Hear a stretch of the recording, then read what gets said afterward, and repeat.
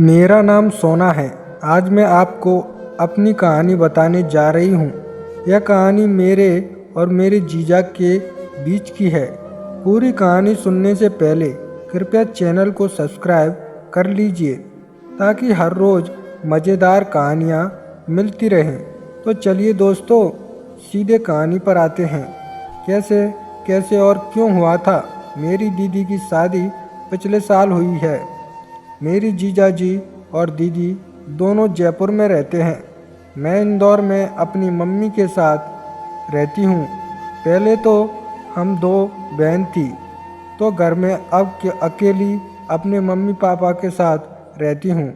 मेरे mummy papa दोनों एक ही ऑफिस में जॉब करते हैं, तो जीजाजी अपनी कंपनी के काम से इंदौर के हेड ऑफिस आए थे, इसलिए दीदी जयपुर में ही रह गई थी और जीजाजी यहाँ आ गए।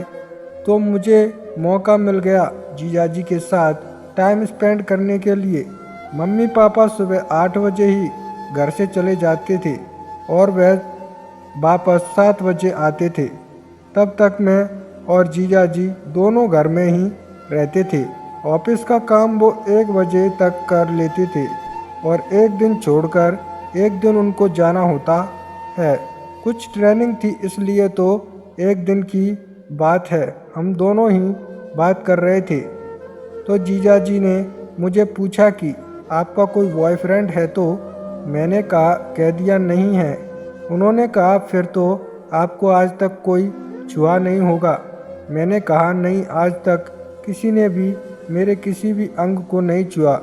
कभी ट्रेन पर या बाजार में या बस पर कुछ आवारा लोग छू दिए होंगे तो अलग बात है, पर मैंने कभी भी किसी को छूने नहीं दिया।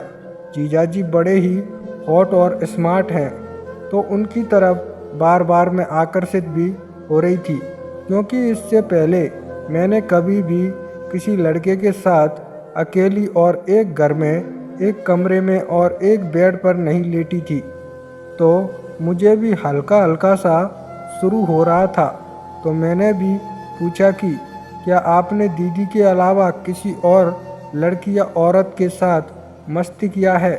तो उन्होंने कह दिया कि हाँ, उन्होंने अपनी भाभी और अपनी बहन के साथ भी मस्ती किया है, पर उन्होंने यह भी कहा कि तुम दीदी को मत बताना। मैंने कहा कैसा लगता है अलग अलग के साथ करना? तो उन्होंने कहा मज़ा इसी में ही है कि आप अलग अलग करो। आप खुद ही सोचो, एक ही खाना रोज़ रोज़ खाने को दिया जाए तो क्या आप खाओगी या बदल बदल कर खाओगी? मैंने कहा पर खाना और मस्ती अलग अलग होती है। तो उन्होंने कहा जब भी मौका मिले कर लेना चाहिए। तो मैंने कहा तो आज आपको अलग रहा होगा कि मैं अकेली हूँ, मुझे भी आपके साथ मस्ती कर लेनी चाहिए। मैंने मजाक में बोली और हंसने लगी। तो उन्होंने कहा अगर आप मुझे मौका दोगी तो मैं आपको वह दूंगा जो आप कहोगी। तो मैंने कहा क्या आप मेरे मम्मी पापा को मना लोगे? मैं इंदौर यूनिवर्सिटी में पढ़ना चाहती हूँ, वह लोग इसके लिए तैयार नहीं हैं। तो उन्होंने कहा बस इस छोटी सी बात के लिए मैं आपकी कसम खाता हूँ। सोच लो कि आपका काम हो गया।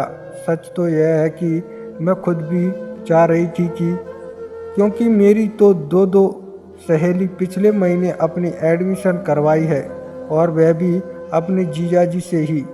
आप समझ गए होंगे मैं क्या कहना चाहती हूँ। तो ऐसा मौका मुझे भी शायद नहीं मिलता। माँ बाप घर पर नहीं और मैं अकेली और मेरे साथ जीजाजी। मैं उनके तरफ देखने लगी और उन्होंने अपना उंगली मेरे पर रख दिया। मैंने अपनी आंखें बंद कर ली। वो मुझे छूने लगे। धीरे धीरे मेरी सांसें तेज होने लगी।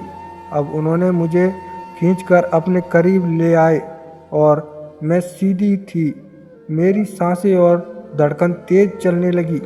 मैंने जीजू से कहा मेरा एडमिशन इंदौर में हो जाएगा ना?